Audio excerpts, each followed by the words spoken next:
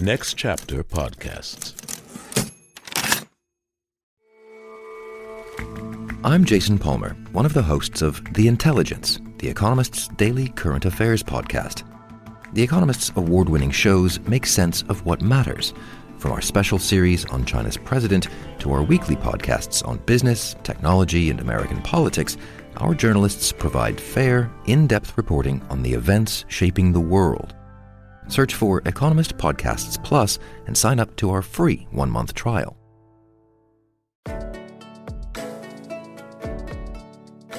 Hi, my name is Michael Goodfriend, and I'm the executive producer of the Play On podcasts. When we started recording the Play On podcast series, The Winter's Tale, almost exactly a year ago, one of my priorities was to interview Elijah Alexander, the actor who plays Leontes, as part of the bonus content for the series. But life moves fast. Both of us got busy with other things, and that interview became one of those ephemeral things that we chase after that just never materializes. But now production is winding down for the remainder of this year, and I finally had the time to reach out to a very busy actor who had the time to talk to me. He's also one of my oldest and closest friends, and it's a real joy to finally get to sit down and talk with Elijah Alexander about The Winter's Tale, the character of Leontes, someone he knows very well, and the duality of human beings that is so deeply explored in this play and in so much of art. I wanted to talk to Elijah about being an artist, about playing these roles, this role in particular. And I'm so glad that we were able to finally make it happen. Elijah, welcome to the bonus series for the Play On podcast series of The Winter's Tale. Thank you, Michael. Thrilled and honored to be a part of this. Thank you for having me. And true to fashion, as in The Winter's Tale, you know, between the first sort of part of those major events that happen in the play and the second half, 16 years go by. That's right. So quite. I mean, and that play itself deals with time in many ways standing still. And so it's maybe quite appropriate that so much time has passed since we've been able to revisit this. I'm happy to do it and happy to be here. That's really a great insight. And I hadn't even thought of that. But yeah, talking to you in this way and with this play as sort of a reference point, because, you know, human beings, I think it is human nature. I look at you, I see this incredible career you have. As an actor, the great roles you've gotten to play, traveling all over the country in the regional theater, and I mean, at the best, the most acclaimed theaters in the country. It feels to me so, it's what we as actors strive for, is that kind of a life. You're living it, and you have this other perspective of seeing other lives. And it just kind of goes to show, I think, that, you know, Leontes, Polixenes, right? They're emblematic of people who just exist and don't really have a clear grasp of their own blessings, right? Oh, very true. Can you? Yeah. No, you first. No, I mean that it's so true. You know, we don't always understand in the moment the impact we're having on another person that we're in relationship with, other people, meaning family, community, until we take a step back until we lose that relationship or friendship or connection. And also, you know, friends, romantic partners, community members reflect to us, you know, our true natures, if we are vulnerable enough to be able to express that. And so everyone we meet is really a reflection of the best in us and the worst in us. And so, yeah, we can track, and, you know, relationship with career, if you, for lack of a better word, is also a growing, evolving, and very instrumental key relationship, and I mean, or our relationship to our life's work. So yeah, so I mean, it's interesting. I've you want one thing when you become an actor and you go to grad school and you devote your life, you become a devotee to that kind of life, and then over time it changes, and I think the pandemic did that for a lot of people. This wasn't your first encounter with the character of Leontes. No. So it's interesting. This was one of the characters that I've been most afraid of, and usually I would live my life based on the premise that what scares me is what I need to get into, right? What I need to confront and embrace. But I've been working with Shakespeare's plays and his work for 28 years. I think I was working this out with David the other day, and he asked me, how many plays have you done? I think it's like 22 of Shakespeare's plays that I've been. David Denman. Oh, the actor David Denman. Yeah. Because he is a Shakespeare aficionado. He has a great love for Shakespeare. So we share that. He's also, he doesn't have as many opportunities to go and do that because he can't take the time to go. But he's seen more theater and more Shakespeare than anyone I've ever met. But we were going over how many plays we've done, and I think for me it's something like 21, 22, and some of those plays I've done twice. But Leontes has always been kind of like a unicorn, something that I was never really interested in pursuing or portraying. The journey he takes is very difficult for an audience to get behind. And it's great that I was able to do it with you guys after I had done a full production. So I did in 2018. I went, Rob Melrose, who we went to school with, a classmate of ours from Yale, in the directing program. He became the artistic director in the last few years of the Alley Theater in Houston. And he was interested in having me as a part of the company. So he brought me on to do The Winter's Tale into a community that is not, let's just say they're not, the Alley is not, hasn't done a lot of Shakespeare, and their audience, I mean, I actually can't remember the last time they did a Shakespeare play before we came to do The Winter's Tale.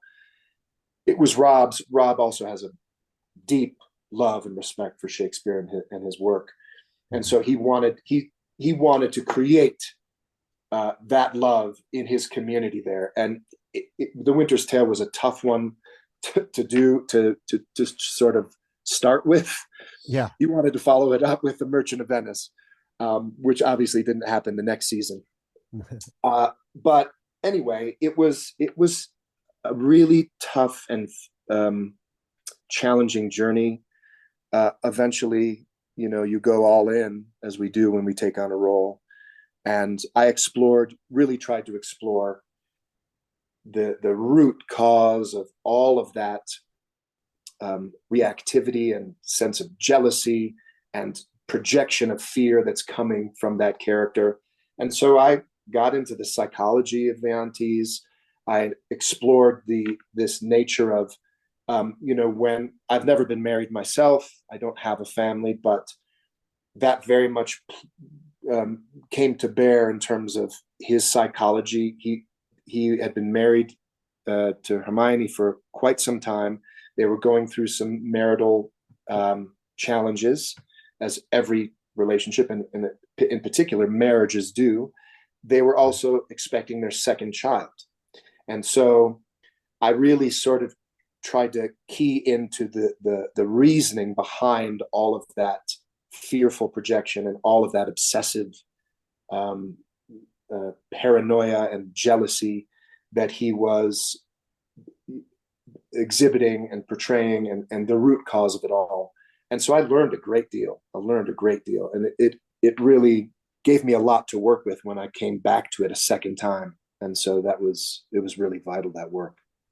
One of the things that you and I talked about when you were approaching this role, when we talked about you doing it, was a sort of like the change that can happen psychologically in almost an instant in a person. Can you talk a little bit about that for our listeners? Just what you learned about psychology and how something like this really it's not far-fetched that somebody who had been behaving in a certain way and lived a certain life suddenly just throws it all away, essentially, changes on a dime. There's one phenomenon, I'm trying to remember what it's called, but when a man is dealing with a child, there's a fear of loss and separation of his wife, her devotion, her time and energy, because obviously the child becomes first priority. And so it's, I have to use my imagination in this because I don't have the experience, but I get the feeling that based on what I'm reading, right, the source material, and what I'm imagining, that, when a man and woman have been married for many decades or many years, and they've devoted their lives to raising a family, he's also, committed to running a kingdom, right? So he's pulled in many different directions. And Hermione as well. I mean, she's also the queen of this kingdom and raising a family. And he's also, his best friend, Polixenes, has been away for quite some time and now has been in his presence for 9 months. And the feeling of, there's a feeling of loss, he's also ready to leave. So Leontes has become accustomed to having his loved ones around him amidst great change.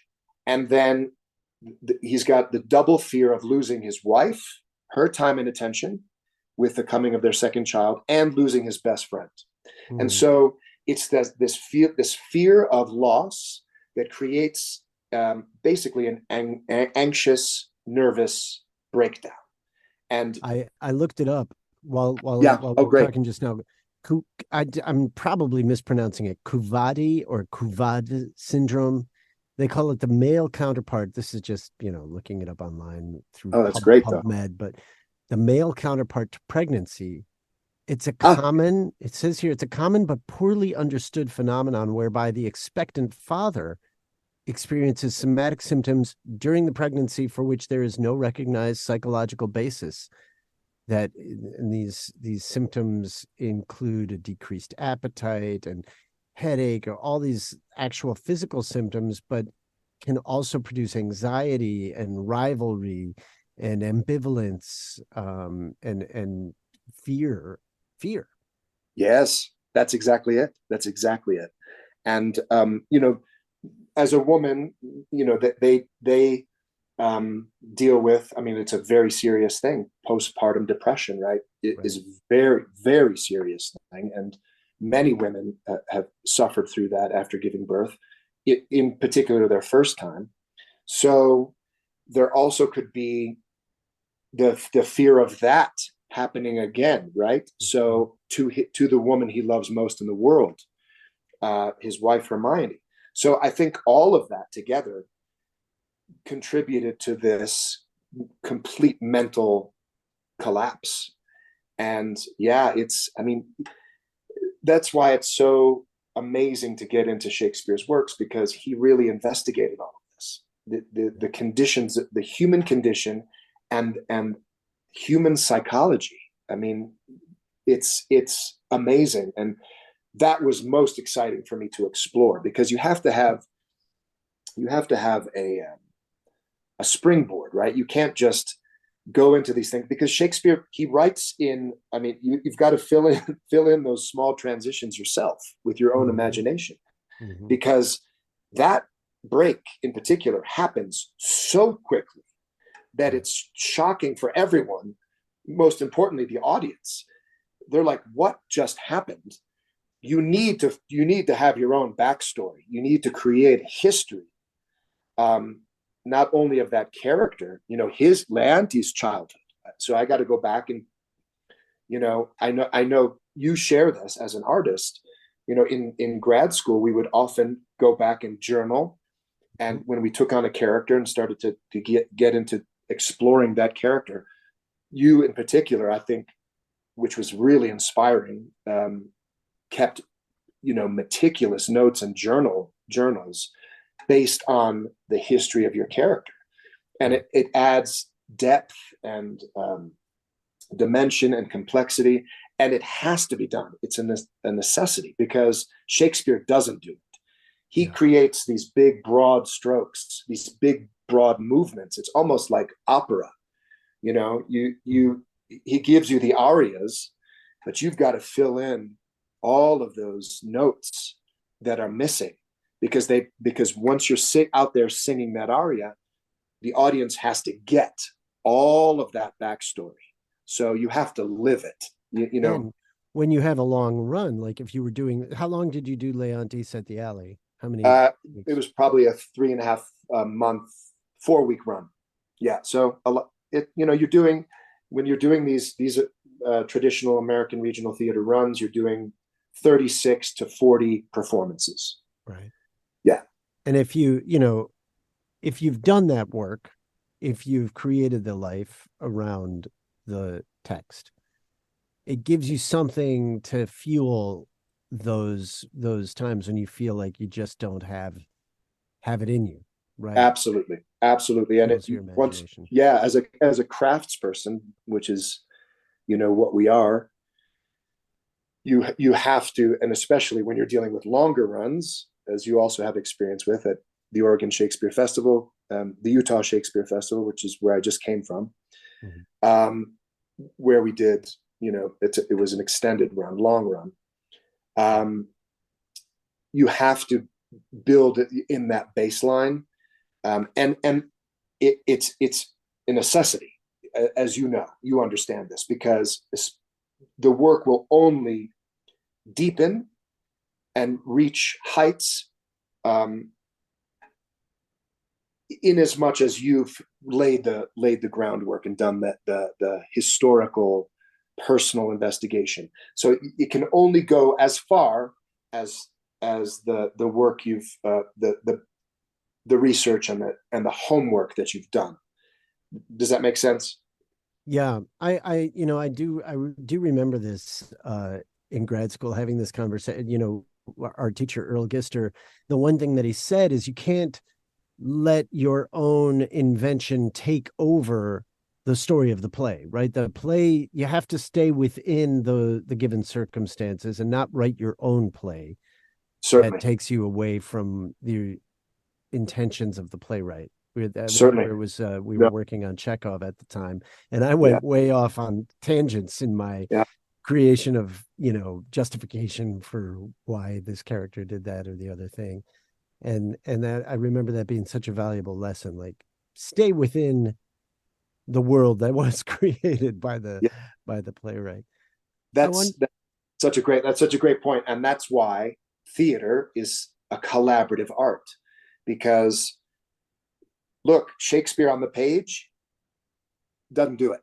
Right. Shakespeare is meant to be in the hands of an actor and fulfilling a performance contract with community. So it's meant to be expressed, performed in public, and the audience also has a very demanding responsibility as well. And I can get into that if we have time later.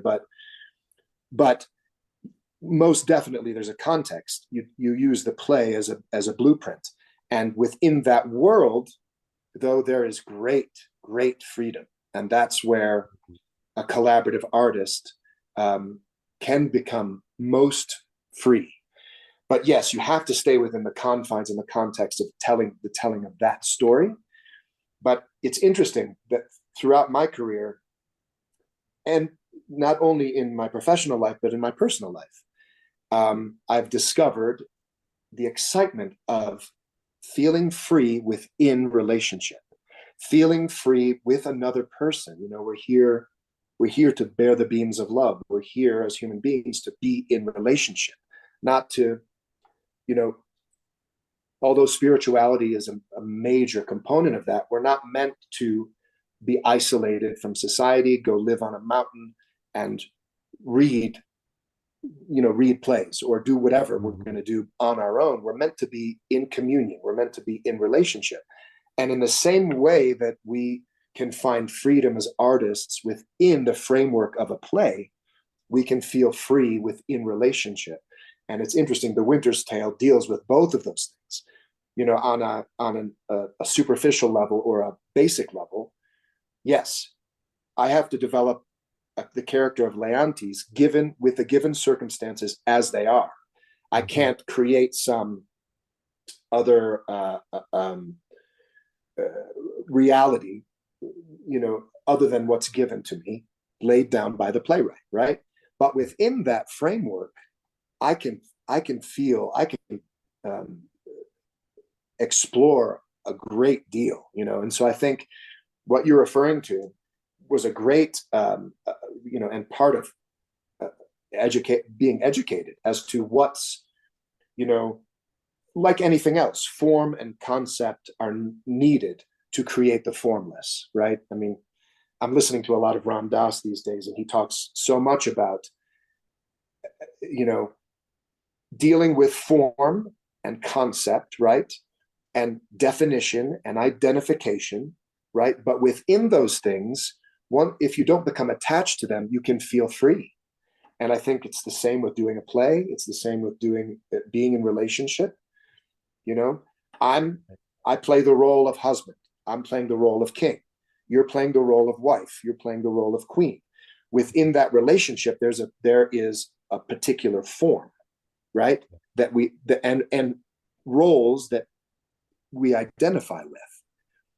But if we don't become attached to those things, if the mind doesn't cling to them, we can actually feel quite free within that to be our true selves. Do you find that the roles that you encounter are roles that come to you, or that you, through some sort of intention, have dug up for yourself? Does that make sense? Yes, it's a great question. I firmly believe now, after doing this for so long,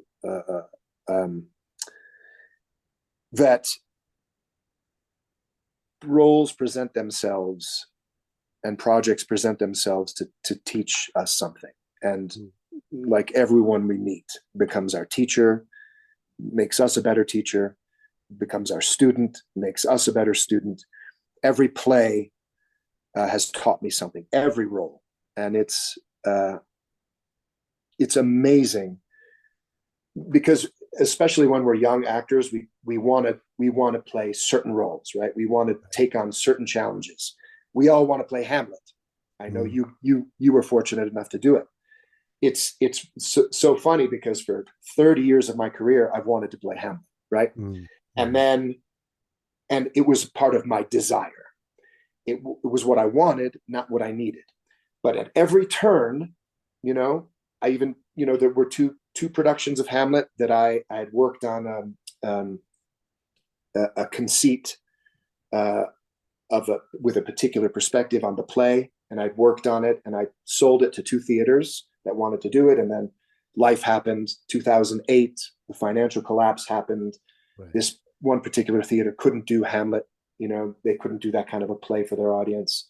They had to do, you know, Grease or something.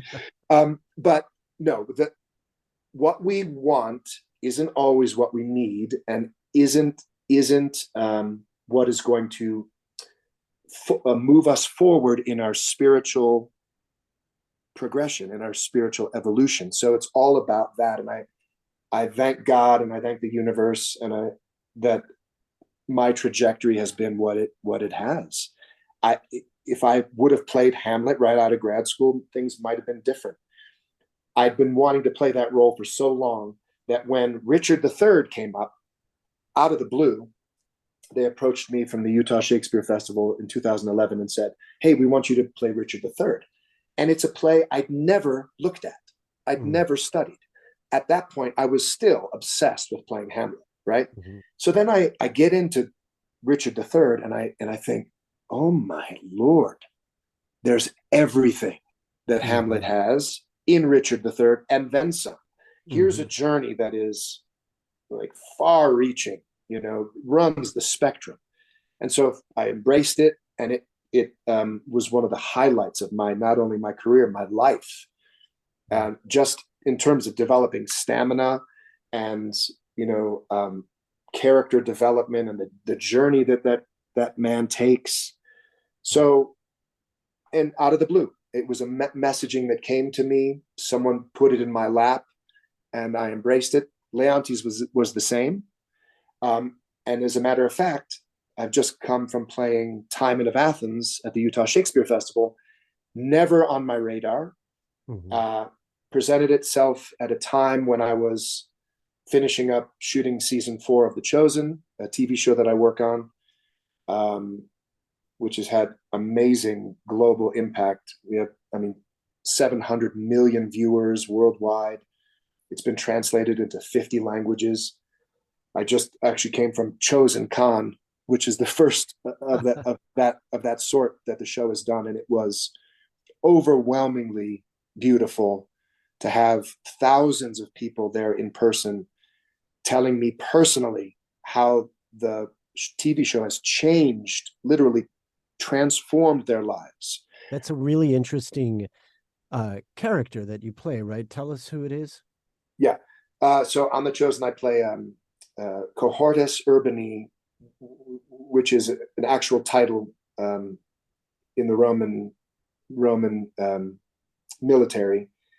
Atticus Aemilius Pulcher, he's basically a Roman spy, and The Chosen is a biblical drama that tracks the life and times of Jesus and his disciples. So The Chosen refers to those he chose to follow him.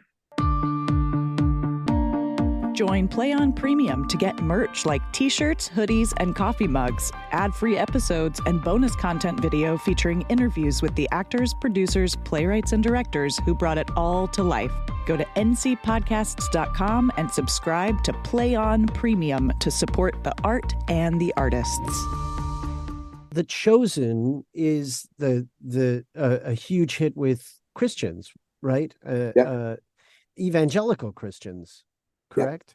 So, well, even like we were saying, even within Christianity, there are factions that have issues with the way this story is being told. But I have the most respect for Dallas Jenkins and the writers and the creators of the show, because they've taken scripture and they're artists, right? So they've given an artist's perspective on a group of human beings, one of whom has become iconic and mythologized in a lot of Jesus, meaning Jesus Christ, right? And also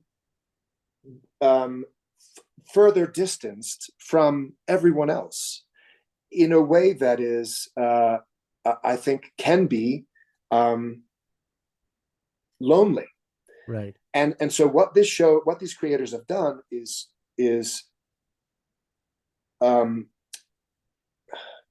made Jesus more accessible to regular human beings, to all of us. Humanized Christ, made him somebody that we can relate to, as just a person. Yes. That's really treacherous water, right? Because I mean, you look at The Last Temptation of Christ and what happened with Martin Scorsese and Willem Dafoe when they basically tried to do that with the adaptation of that novel. Yeah. Have you felt any? Have you received any pushback from Christians, or also just curious to know for you as a person of Jewish origin, how meeting this project has felt to you? Both those questions. This project has changed my life. So this began a transformative and spiritual change that leaves me where you see me today. But it began with the pandemic, coming into the Vail Valley, booking the Chosen, starting to work with that group of people, an amazing group of people, loving group of people, faith-based show, as you said, Christian-based show. Obviously, it's dealing with the New Testament and telling the stories of the Gospels, right? Mm-hmm. Then I became a high school teacher here in the Valley because our industry had been turned upside down. And I started to work with young people. So I started to use my 30 years of experience in the business in a different way. Mm-hmm. And the cast is an international cast. Everyone is welcome. There's an environment of peace, love, understanding, acceptance. And that any was the proselytizing to people. Do you feel like on set there's any of that? Like, have you not at all? Not at all. Just the opposite. Everyone is welcome to bring, their true and authentic selves. There's never been. Everyone has their own private beliefs, mm-hmm. and you see that in the work, which is the most amazing part of the show, because you see, look, the guy, Jonathan Rumi, who's an amazing actor and a beautiful human being. He plays Jesus Christ. He was born and raised a Catholic. Mm. But we have many other cast members we have Jews, Israeli Jews. Mm. We have a cast member who is now, as a reservist, he's back in the IDF in Israel. Wow. On the front lines. Wow. I'm not 100% sure where he is, but I know that he's back in the IDF as Israel calls up all the reservists, right, when something like this is happening. So, any Muslims in the cast that you know of? No, not that I know of. No Muslims, but Jews, secular, religious, Israelis, Italians. We have an Australian, people from Morocco. It's international. It is across the range in terms of religious orientation and ethnic orientation, and it is the most beautiful combination of. Look, me telling you about my experience is something you can witness by watching the show, because you can see what everyone brings their own beliefs. Well, I would imagine that lends an air of authenticity, because at the time, Jesus, there were no Christians, right? Right. Everybody was Jewish or what we would call pagan today, I guess, or some coming from their own belief system. That's right. Hearing the teachings of this rabbi, a Jew. That's right. Who's a Jew, and through the course of this, working on this show and working with young people and trying to create an artful way of living, my relationship with Jesus Christ has changed, and his messaging in particular, my relationship with God, my relationship with my own history and culture and traditions and belief systems have all expanded, grown, changed dramatically, and it's made me a better human being, a better artist, and I'm deeply grateful for all of it. So I want to talk about what you're doing in teaching. That also, there's a Christian component in the teaching that you're doing in Vail. Yes? Well, okay, so a year and a half ago, I met Roger Grunewald, who created the Mitzvah Project. So the Mitzvah Project is a Holocaust-themed educational program of social justice. It deals with asking really difficult questions that everyone is dealing with today, and especially young people. Why do we demonize the other? Why do we discriminate against someone else who is a different color, of a different religion, a different race, a different socioeconomic background, chooses to identify in a particular way, chooses to love in a particular way? Why do we, in parentheses, demonize the other? Why are we separated? What causes that separation, and why do we allow it to dictate our choices, right? So, and especially young people today are dealing with so many things that you and I in our generation never had to deal with, right. Through the advent of social media and many other things that distance people from having true, authentic human connection and being in society and being in communion, being in public, right? So I got involved in this project. It's a three-part project. It has a one-man show component, then it has a lecture, and then a Q&A session. And I've been taking it since January, since Holocaust Remembrance Week of this year, 2023. I've been taking it all over the country. And it's just continuing to change me in terms of the direction that I want to take my life's work in. But during that time, I got involved with a school here, Vail Christian High School. I met the head of the school, and he said, "Hey, we want to be the school that launches this program in the Vail Valley," which was a bold and beautiful gesture, right? Mm-hmm. So I launched it there during Holocaust Remembrance Week, and so we it was our inaugural production, and then from there I've taken it all over the country. I just got back from Florida, a high school and a college in Florida. Wow.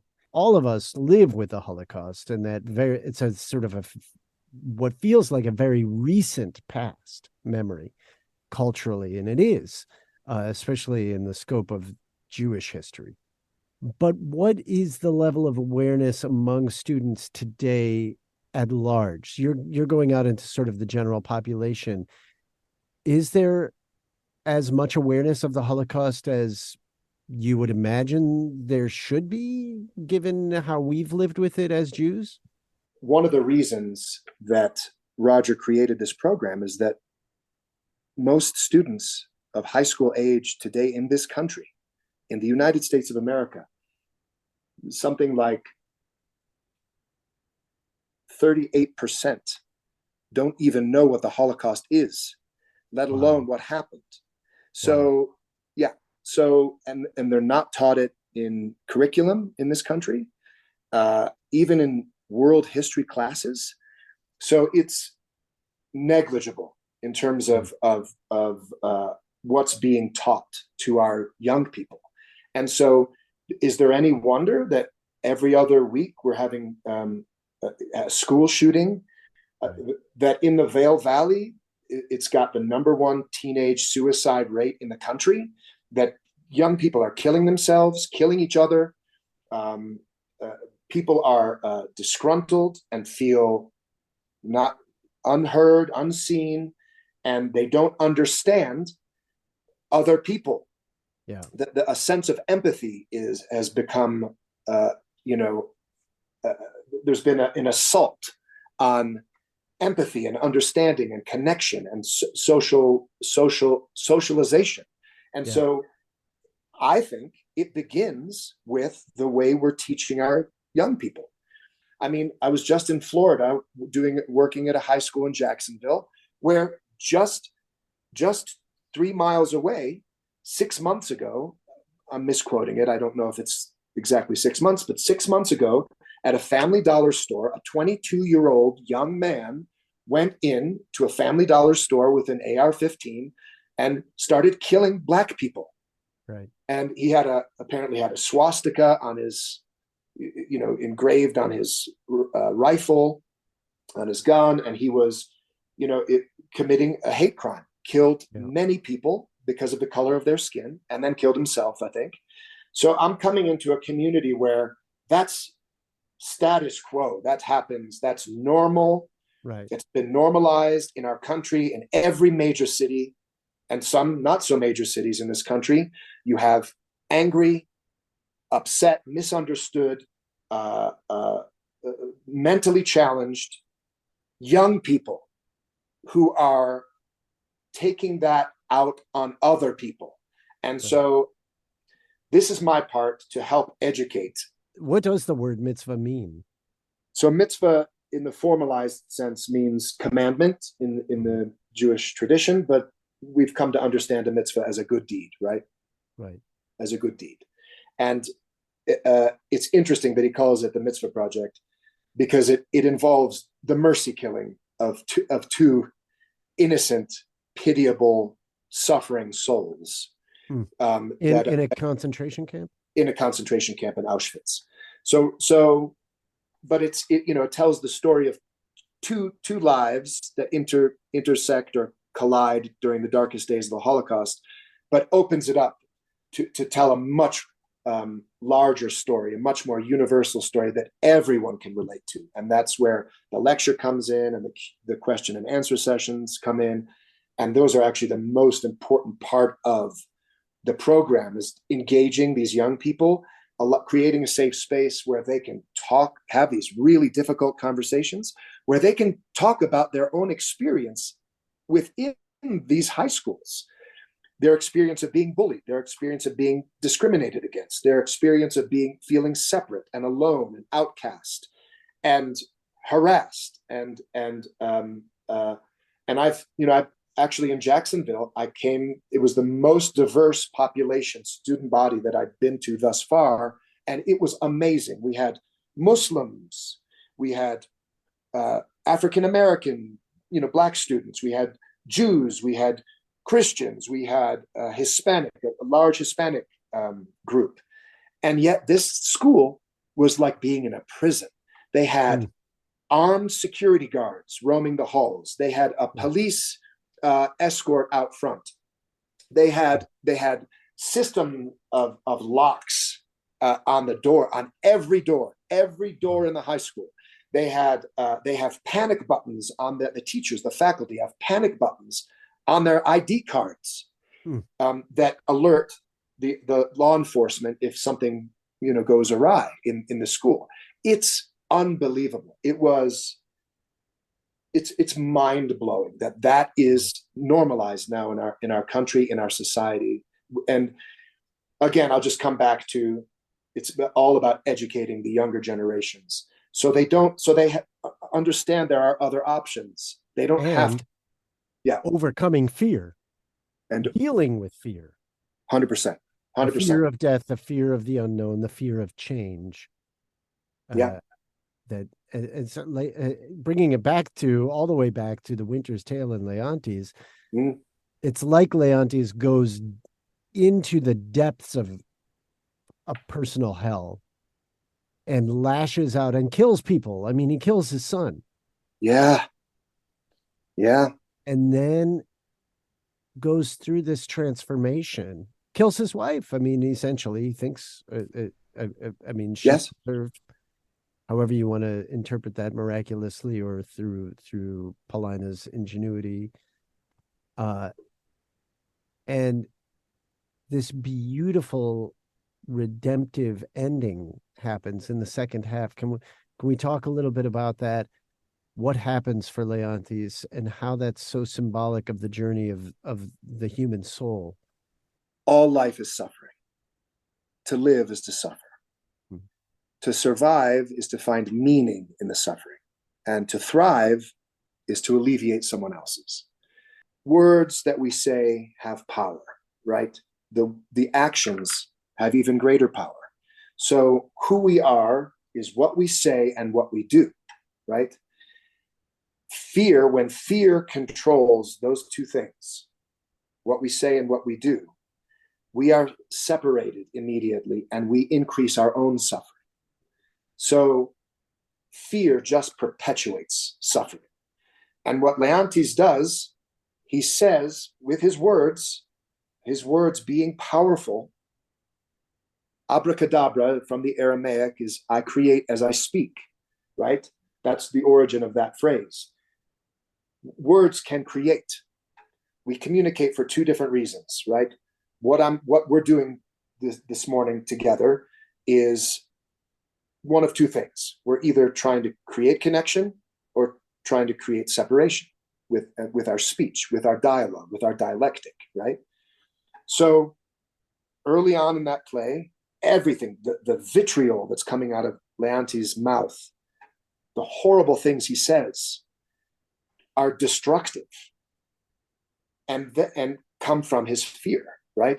And then the actions he takes. I mean, he threatens to kill his own newborn baby, but I mean, he literally raises a sword and threatens to take the life if he's not obeyed.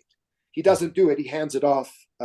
He hands it off to someone with Antigonus. He hands it off to Antigonus with the instructions to take it out to a vast location and leave the baby there to the elements, out to be exposed to the elements. So yes, which is a death sentence to an infant. Death sentence, 100%. So that's the action he takes based on fear. He, because he doesn't believe the child is his own. He's overcome by his ego, by obsession, which is an element of his ego, and jealousy, all elements of personality, ego, all dictated by fear. And he, just becomes destructive with everything he says and everything he does. And there's an amazing redemption, this redemptive love. This play is about redemptive love. It's about forgiveness. It's about reclamation, right? Because I feel like in the second part, he reclaims the person he is, his authentic personality, his authentic self, his true nature. However, we still have the loss of a 10-year-old boy, his 10-year-old son, who dies from grief at seeing his mother, what he thinks at seeing his mother die, his lifeline, the mother, the divine mother. So he dies, and he is not brought back. So we're not left at the end with, it's not a fairy tale ending by any means. Right. And I think that's what makes it so human, is that we can do what we can do. We can be responsible for our own evolution and transformation. But in the end, what we're accountable for and accountable to is something we don't necessarily have control over. So at the end, there's forgiveness, there's redemptive love, there's a reclamation of what was lost is found, but we still have the loss of a young person that will never be reclaimed. And the forgiveness for that, well, maybe that has happened, but it will never be forgotten. Right. And so it's in that way, I think I'm very fond of the play. And it's for those reasons that it deals with these, it deals with redemption and forgiveness, but yet it holds us accountable as human beings for what we say and what we do. And I bring that to every role. I bring that to every program I do. I try to instill that in these young people, that first of all, they have more power than they think. So I do my best to help them develop and articulate their true voices, to become advocates on behalf of those who don't have a voice, on behalf of those who are oppressed, on behalf of those who are different from them and don't feel like they have options, but also with that power comes a great responsibility. And I think that's the difference today, that we're demanding of our young people that they take responsibility, to be response-able, right? To be able to respond in an effective, loving, compassionate way, not only to their colleagues and classmates, to their faculty, but to their community members, to other people in the world. And so they also to develop a relationship with whatever they consider their higher power, to God, to something bigger than them and greater than themselves, because that demands a responsibility and accountability that is irrefutable, undeniable. And I think if these young people, being conscripted into these terrorist groups, had a feeling of option, that they had other options available to them, and a sense of responsibility to other people, then we wouldn't have these horrible, we wouldn't have war. I mean, war is just a lack of imagination. It comes from feeling like you don't have other options. And so, yeah, I try to create options, and I try to create and instill a sense of responsibility. Look, I'm practicing what I preach, but as I preach, because when I was that age, I didn't have a sense of any of this. I didn't have a sense of what my responsibility to my classmates were, or to the other people in my community. I mean, you think about, just for a minute, you and I having this conversation this morning, everything, how interconnected we all are as people, not only in our own communities, you in New York or Connecticut, me and here in the Vail Valley, not only how interconnected and interdependent we are with others in our community, but in our country, in the world. There's so much that had to happen in order for you to get to the studio today, or wherever you're recording from. For me to wake up in the morning and to have my coffee and to sit down and meditate, and then be able to connect on the internet and speak with you. We're dependent on so many other people for creating everything that works and everything that helps us exist, right? And so if we just think for a second in each of our days, have gratitude for that, and realize, oh, what I'm doing and saying does have an impact. It has an effect on someone else. What, the prayer, the meditation I'm engaged in has an impact. It has indirect impact, but I still feel very strongly it has an impact. Anyway, well, constructive energy. It's so interesting talking to you, Elijah, because we did come from such our beginnings as actors, as artists, were in this. It feels like lifetimes ago. Yeah, it does. And I would say, just talking to you today and in the conversations we've had over the years, it feels to me like this pursuit, this acting job, while it has definitely had its disappointments and hardships and whatnot, it's put you in particular on a very spiritual path. It seems to me that these discoveries you've made, and the teaching that you're doing now, and the projects that you're involved in, all came about because of this pursuit of acting. Is that true? Yes.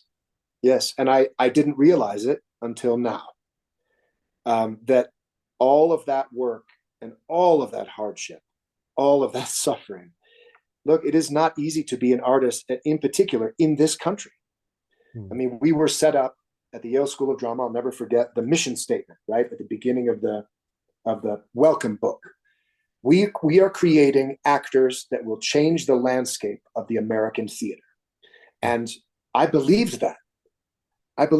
And I believed wholeheartedly that after 3 years of training there, I would go out into the world, into our country, and I would be one of those artists that would change the landscape of the American theater. And the reality of it is that theater in particular has changed so dramatically. And now, since the pandemic, changed to where it's unrecognizable and the future is indeterminate and uncertain. Mm-hmm. And I think ultimately it's a very good thing, but it cannot continue in the way it was. It's a very different landscape, right, than what we, where we found it. Are you going to continue pursuing a career on stage? So right now, I feel like, and this has to do a lot with what I just came from doing, Timon of Athens, which also was just a part of my spiritual progress. It was amazing what Lisa Peterson directed, correct? Lisa Peterson directed it. That's why I went there. Lisa and I have worked together many times, and we're very like-minded. We have a deep artistic affinity, and she asked me to come do that and anchor that play with an amazing company, the best company, and an incredible role too. Timon goes through one of these journeys that's similar to Richard III and Hamlet and Leontes, right? Very materialistic beginning to a realization of what really is important in life, stripped of everything, just like Lear, right? Yep. There are elements of Lear in it. Yeah, I mean, and it also happened to be a role, as we talked about earlier, that presented itself to me and said, oh, this role has something to teach me. Oh, I have something to contribute to this role. I understand the journey he's on. Mm-hmm. And so there was complete alignment, complete synergy in terms of where Elijah was in his life and where Timon was during this time. And to be able to do that and share that with an audience was a great gift. But the nature of the American theater today is it is not a sustainable, you cannot sustain a living in the American theater, in the American region. I want to talk about this because you've worked at all the greats, right? You described to me a year in which you went from job to job to job at all the top regional theaters, the Guthrie and Berkeley Rep and the Goodman and all these other places. And go ahead and talk about, were you able to make a living? I owe a debt to the theater. It's given me not a living, but a life. Mm. What I'm doing with all of that life that has happened, that I've experienced and inhabited now is much different than what I had dreamed of when I first set out. It's been 28 years of not being able to make a living. The financially, you've had a life. You've had an incredible, rich life as an artist, and yet you can't pay your bills. Yes. So the pandemic brought that front and center. I was during the pandemic, literally a week before everything in the world shut down. I was at the Alley Theater in Houston, engaged and performing what I thought might be the pinnacle of my theatrical career. I was doing Camp David, which is a theatricalization of a Lawrence Wright novel called 13 Days in September, about the Camp David Accords facilitated by Jimmy Carter between Menachem Begin and Anwar Sadat of Egypt. So Oscar Eustis directed it. We directed it at the Public in New York. I was back and was able to connect with you and little Elijah, who's now big Elijah. Who plays Mamilius in the Winter's Tale. Who played Mamilius in The Winter's Tale. What a gift and a joy that was. He's a beautiful young man. And I was able to reconnect with you when I came there to rehearse that. And I thought, I've arrived. It took me 28 years to get back to New York, to a place, to work at a theater, the Public Theater, which I had always dreamt of working at, right? It was up there. I mean, it was the top. the top for me. And so to be able to 28 years later, come back, rehearse a show at the Public with Oscar Eustis and an amazing cast, and then premiere this play playing Anwar Sadat, who's an Egyptian, and as an Egyptian, it was a huge challenge, but a great gift. Again, a role completely, much too young, not exactly he was Sudanese Egyptian, so I mean, not exactly the exact ethnic fit, but I understood that character, and it was the pinnacle. We got to premiere it at the Alley Theater in Houston, which is where I did The Winter's Tale the year before, and I realized, and then the pandemic hit, and everything shut down, and I had no way to make money. 90% of staff and acting companies across the country in every theater were released with nothing, no safety net. I will say that Rob Melrose at the Alley Theater was the only one in the country who kept his acting company employed all year. Oh, I want to add that Brenda DeVita at American Players Theater did as well. She did. Okay. Yeah. Okay. Yeah. Well, thank you. That's So awesome. so kudos to both of them, because it was rare. Yeah. But most the rest of us were left in the breeze to fend for ourselves, and so I realized then that I needed to do something else, because it just wasn't a sustainable way to make a living. And so I'm wearing many different hats now, but I'm very grateful actually to that time and to those big changes. Change is fearful, right? I mean, but it set me on a course that I'm on now, and I'm not going to say I'm never going to do theater again, but I'm much more interested now in using theater as an educational tool and becoming an instrument of change, using everything that I've gained from theater. Do you predict that is how theater is going to survive?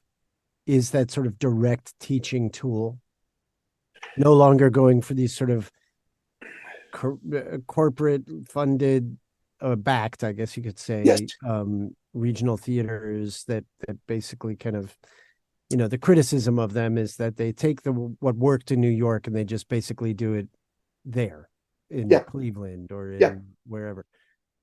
Yeah, and when Guthrie set out to create the American Regional Theater, right? Tyrone Guthrie, when he set out to do that, that ideal was a wondrous one. It was a beautiful thing to make theater in New York accessible to the people in the regions, right? However, the stuff being in New York now is not what it was back then.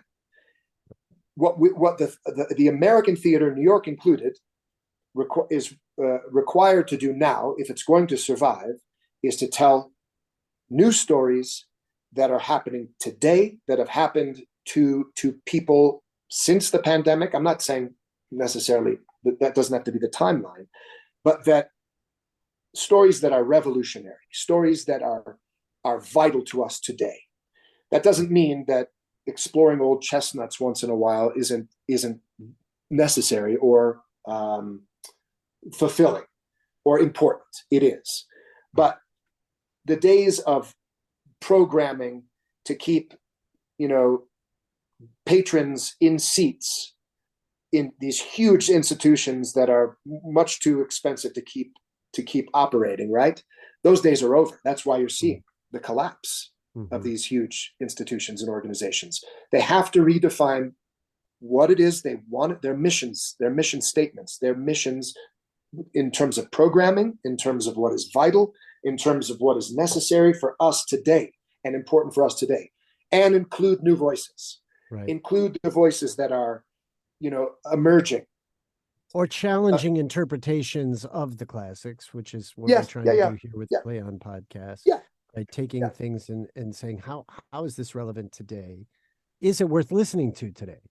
You know, is this a story that needs to be told today? That's what I'm always asking myself when we do these. I love that you're doing that with the Play On podcast series, these reimaginings of these classic plays, because I feel like that's part of what I'm talking about. It's you know, doing another Shakespeare production in pumpkin pants, and you know, for an audience that is, bless their hearts, that you know, has seen those shows done numerous times with no new take, with no new interpretation. It's important for us to interpret those classics, and so my hat's off to you for doing that and supporting that, because I think that is a part of what I'm saying. It's a revolutionary, it's a departure from doing things the same old way for one particular audience, you know, and doing it straightforward. If Shakespeare was alive today, he would be interpreting his own work.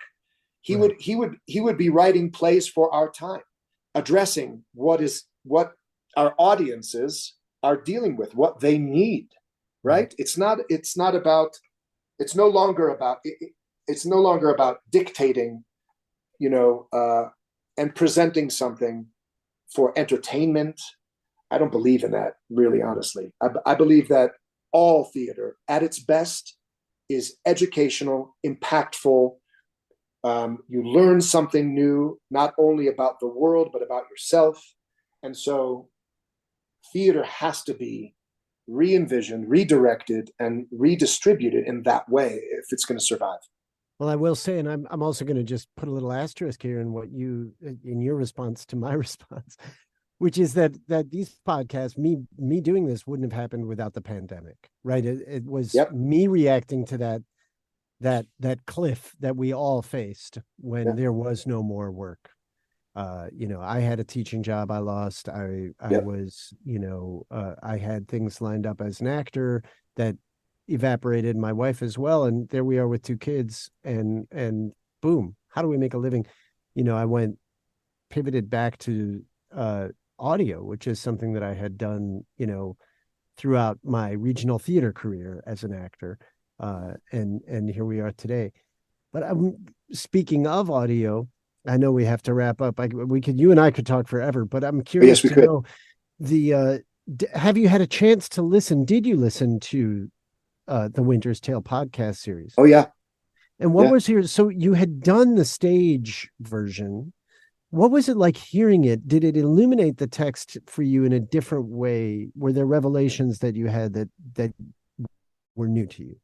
Well, just my approach was so new, and I love working in that intimate, personal way. You're allowed to do, you know, it's the same with working in TV and film. You know, you can do things in those mediums that you can't do on stage. And so just working that close with a microphone where I can be able to make very subtle shifts between when I'm just thinking out loud, right? And, you know, and I can do that with my voice. I much prefer working that way. And so, I mean, the production qualities, the sound, all of that was, you know, exemplary. I mean, just really exceptional. Hats off to Tracy Young, the director, and Lindsay Jones, the sound designer. Yes, hats off to both of them. An amazing team that was assembled, and I think, and the cast, and also you for your, you know, overseeing the whole project. You gave some great direction on that during that program throughout, because you know this business and actually much better than I do. My inclination has always been pull back. Like I don't know if the theatrical choice is going to read in the audio space. And you made a lot mixed in with some really intimate, subtle choices. You also were very theatrical. And your performance was the first time that I went, oh my God. So a theatrical choice can work, because you made it work. The grandness of the emotion of Leontes that you played with actually translated into this medium, which was revelatory for me. Well, that's good to know. I appreciate that. I mean, that play is that character in particular, what he's going through is Greek in nature. Yeah. He's it's epic, dealing with life and death, literally, and moment to moment. I mean, not uncharacteristic of a lot of Shakespeare's major protagonists, but it felt very Greek, and it felt very like those moments demanded it.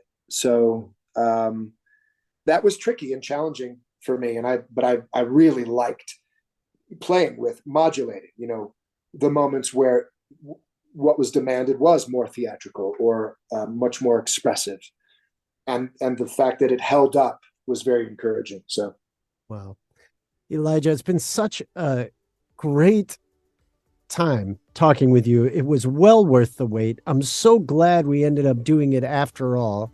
It's been such an incredible conversation about friendship, about loss, about redemption, and about how a life in the art can bring you closer to a relationship with God, which, I'm not here to proselytize to anybody, but I will say that what more could there be in life than to, examine the essence of being? And you have done that in your career, and you're doing it now. And I just want to applaud you. Selfishly, I hope you will continue to do things on the stage, because I think you're just an incredible stage actor. But I really look forward to the work you're going to continue to do in film and television. And I hope we'll get you back for more podcasts. I'd love that, Michael. And guess what, listeners? You can now contact me. I'm finally doing it. I have an email address. You can reach me, Michael at ncpodcasts.com. I'm anxious to hear from you, because I want to know what you think of these interviews. I want to know what you think of the Play On podcast. I want to know if you have ideas, thoughts, reactions. You can reach me, Michael at ncpodcasts.com. Please get in touch. Let me know what's on your mind. And if we can incorporate it into any of our bonus content series or anything we're doing in Next Chapter Podcast, we will. You've been listening to the Play On Podcast bonus content series. You can learn more about the Play On Podcast at Next Chapter Podcast website, ncpodcast.com. That's N as in next, C as in chapter, podcasts with an S at the end.com, where you can find other Play On podcast series and interviews, along with talk podcasts like The 500, Indecent with Kiki Anderson, Beef with Bridget Todd, and a whole lot more. I'd like to thank Jeremiah Tittle, the founder of Next Chapter Podcast, and my producer, Pete Musto. Our audio engineer, editor, and sound designer is Justin Cortese. Be sure to subscribe to Next Chapter Podcast for updates on all the latest content, and don't forget to rate and review our shows, because that really makes a difference. I'm Michael Goodfriend, and I look forward to sharing more incredible works in the Play On podcast series with you, along with lots of enlightening bonus content at Next Chapter Podcasts.